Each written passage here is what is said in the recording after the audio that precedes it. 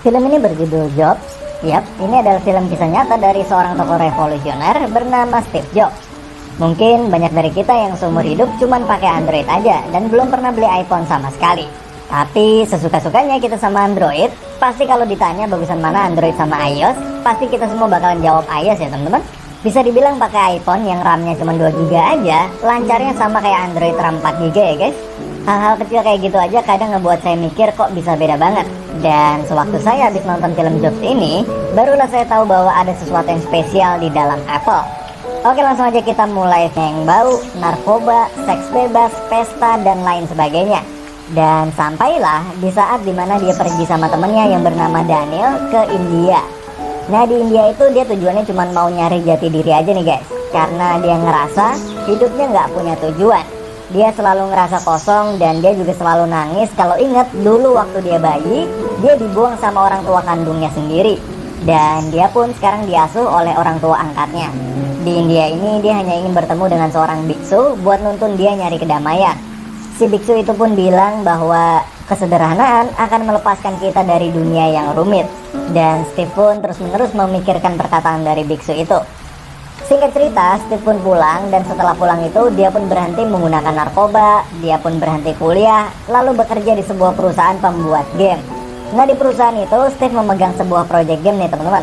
Tapi teknisinya nggak bisa ngikutin apa yang Steve mau. Steve maunya game yang berwarna, tapi teknisinya kekeh sama hitam putih aja. Steve pun kesal karena nggak ada seorang pun yang ngerti apa maunya dia. Nggak ada yang paham sama kreativitas di otaknya si Steve. Dan kepala kantor pun datang, lalu bilang ke Steve bahwa semua orang yang pernah kerja sama Steve pada ngeluh semua nih guys, karena permintaan si Steve ini yang selalu aneh-aneh. Akhirnya si Steve pun bilang ke kepala kantor itu bahwa dia mau sebuah project game baru dan dia bakal ngerjain sendiri project itu, dan dia berjanji bakalan bikin sebuah game terbaik sepanjang sejarah yang pernah perusahaan itu buat. Akhirnya Steve pun menghubungi sahabatnya yang bernama Woz untuk membantunya membuat game itu. Dan setelah malam itu, akhirnya jadilah sebuah game bernama Breakout. Mungkin banyak dari kita yang gak sadar kalau dulu sempat mainin game ginian ya guys. Nah berkat game itu, Steve Jobs pun mendapatkan bonus $5.000. Lalu esok harinya, Steve Jobs lagi main nih ke tempatnya si Woz. Dan di sana Woz kelihatan lagi ngerakit-rakit perangkat elektronik baru. Tapi Steve ngeliat ada sesuatu yang menarik nih guys di atas mejanya si Woz ini. Bos pun ngejelasin bahwa benda itu adalah ciptaan barunya Woz yang lagi iseng-iseng dia buat. Dan jadilah sebuah komputer desktop rumahan. Di saat dulu komputer cuma bisa dipakai di jaringan perkantoran aja, ini si Woz bisa ngebuat komputer yang bisa dipakai di rumah cuman dengan cara ngehubungin kabel ke monitor TV di rumah. Steve pun lalu kagum dengan komputer ciptaan dari si Woz itu dan kemudian ngajak si Woz untuk mencoba mencari investor atau pemodal untuk membuat proyek komputer desktop rumahannya itu. Awalnya si Woz ini nggak mau ikut nih guys, karena dia awalnya cuma iseng doang dan nggak ada niat buat diseriusin. Tapi Steve terus ngeyakinin dia dan akhirnya si Woz pun mau ikut.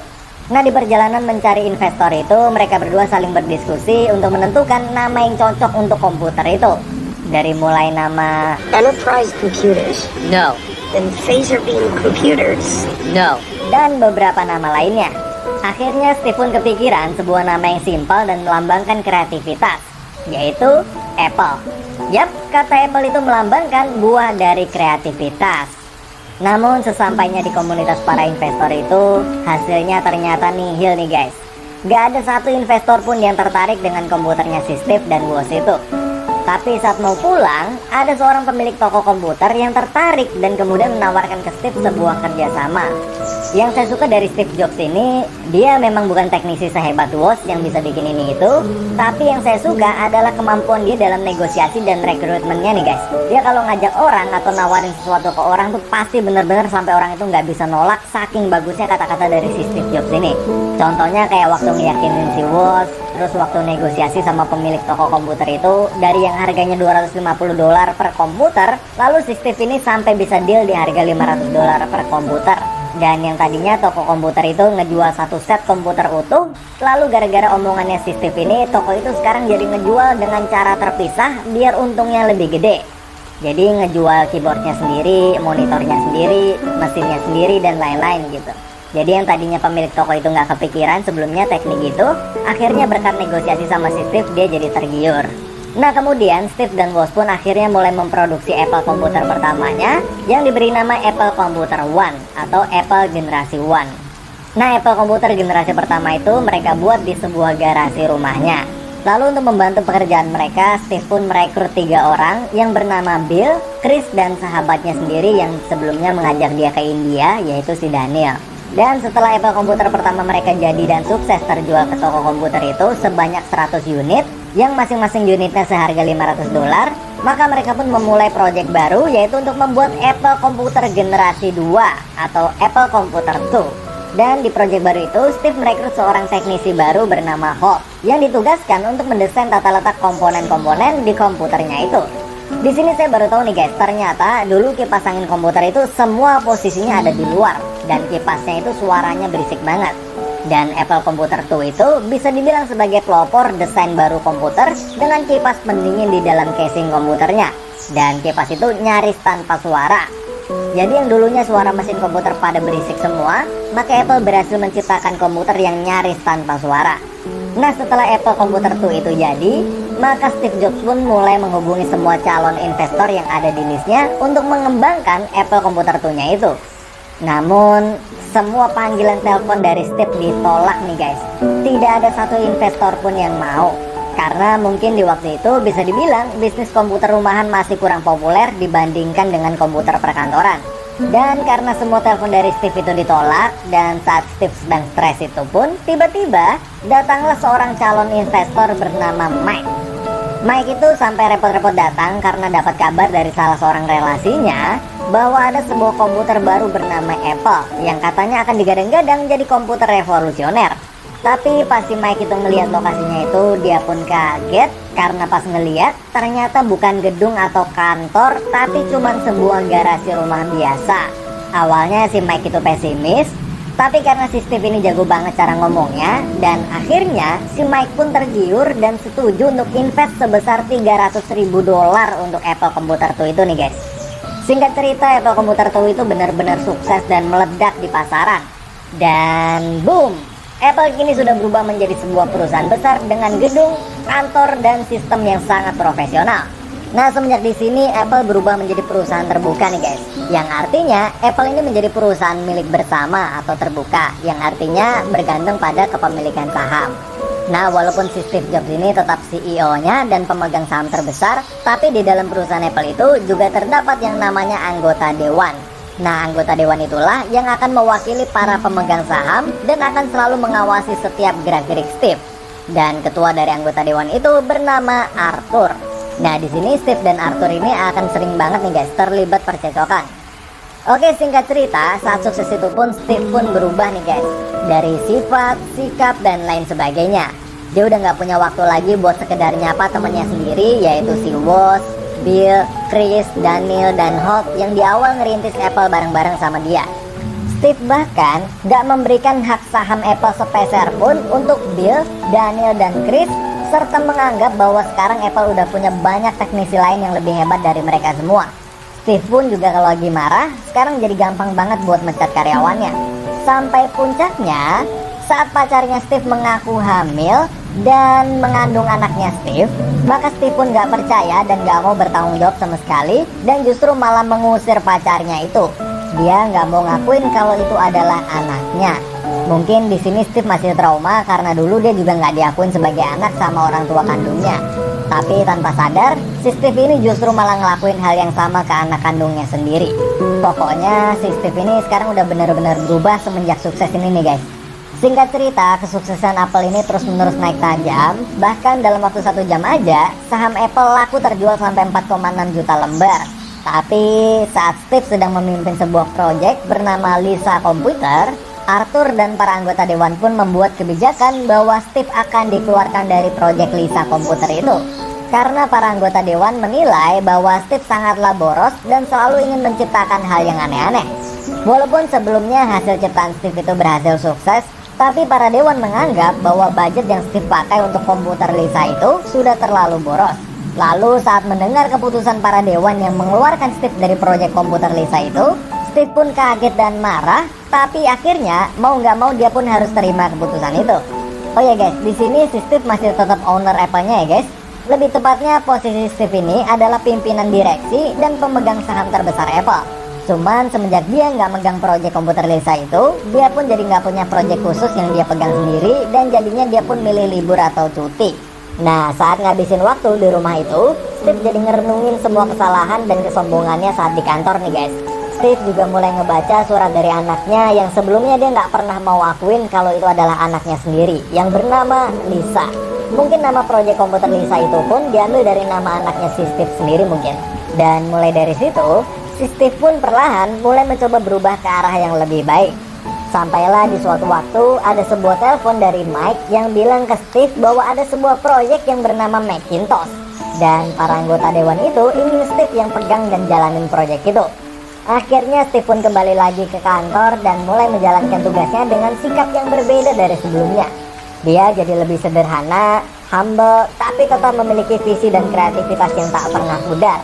Di proyek Macintosh itu, Steve pun mulai dengan merekrut orang-orang pilihannya yang sebagian besar adalah temannya sendiri yang dulu di awal ngerintis Apple bareng-bareng. Kayak si Chris, Bill, Hope, dan tentunya si Woz, yaitu sahabat sejatinya si Steve. Akhirnya setelah semua itu, jadilah sebuah komputer revolusioner baru bernama Macintosh. Lalu untuk mensukseskan penjualan Macintosh itu, Steve pun merekrut John Sculley, yaitu presiden di perusahaan minuman bersoda bernama Pepsi, agar mau bergabung dan menjadi CEO di Apple. Awalnya semua ragu apakah si John Sculley ini mau pindah dari Pepsi, karena saat si John Sculley itu di Pepsi, dia sangat sukses nih guys, sampai mendapat gelar marketing yang jenius. Tapi ada satu kalimat dari Steve Jobs ini yang berhasil membuat John Sculley ini berubah pikiran dan menerima tawaran dari Steve ini, yaitu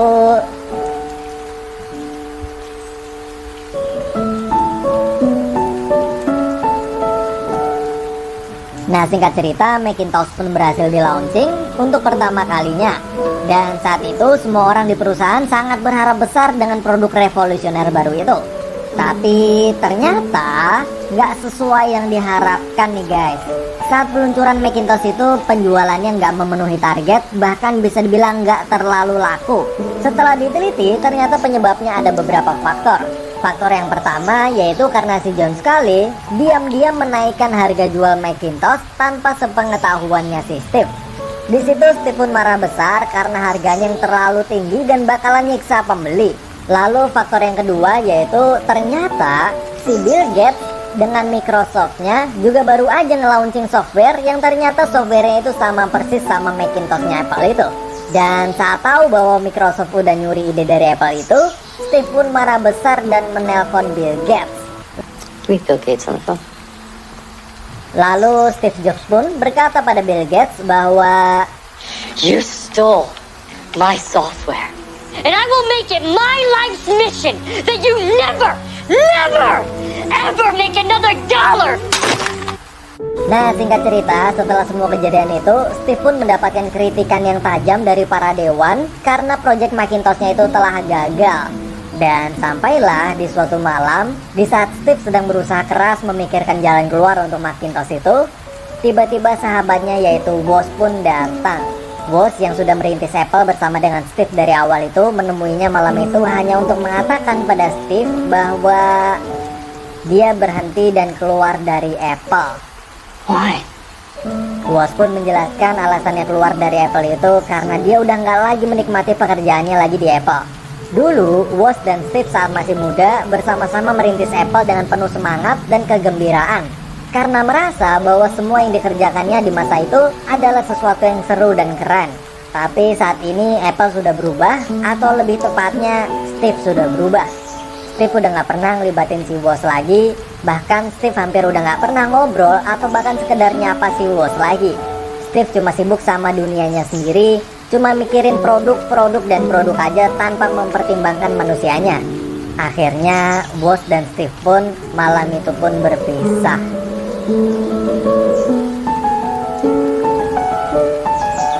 Lalu beberapa waktu setelah kegagalan Steve di proyek Macintosh itu dan membuat kerugian terbesar Apple sepanjang sejarah pun, akhirnya John Sculley bersama dengan para dewan pun memutuskan untuk menendang Steve keluar dari Apple.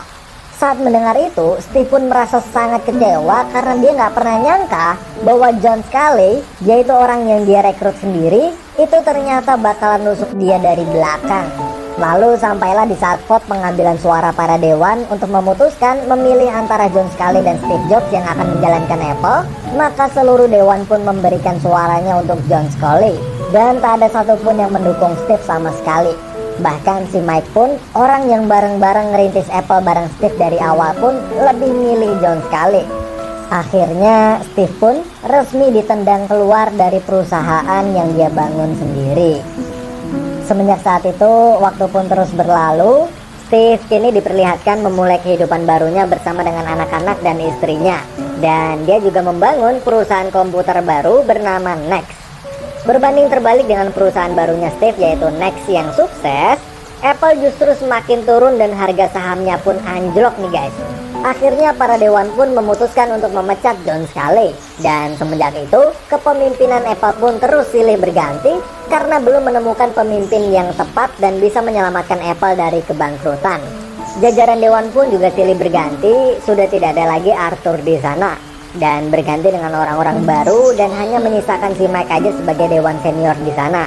Lalu sampailah di suatu waktu saat Apple sedang menuju kebangkrutan, semua jajaran dewan pun meminta Steve Jobs untuk kembali memimpin Apple dan menyelamatkannya. Mulai dari situ, Steve pun kembali lagi ke Apple dan melakukan beberapa perombakan besar. Steve pun menanamkan kembali visi dan misi awal Apple yang sebelumnya telah hilang. Steve berkata bahwa dia menciptakan Apple untuk menjadi revolusioner. Tapi setelah dia pergi, Apple justru membuat produk-produk yang tidak bermutu dan sampah. Dan setelah mengembalikan visi misi awal Apple itu, Steve pun juga merombak jajaran dewan dan menendang Mike keluar dari Apple. Sama seperti apa yang dulu pernah Mike lakukan pada Steve. Steve pun mengubah nama perusahaan yang tadinya adalah Apple Computer menjadi Apple Inc. atau Apple Inc. Corporation. Yang tadinya hanya fokus pada inovasi komputer aja, sekarang menjadi fokus ke semua jenis teknologi kayak handphone dan yang lain sebagainya. Dan di akhir film pun diperlihatkan bahwa Steve yang sedang melakukan siaran radio, lalu di siaran radio itu dia pun mengatakan bahwa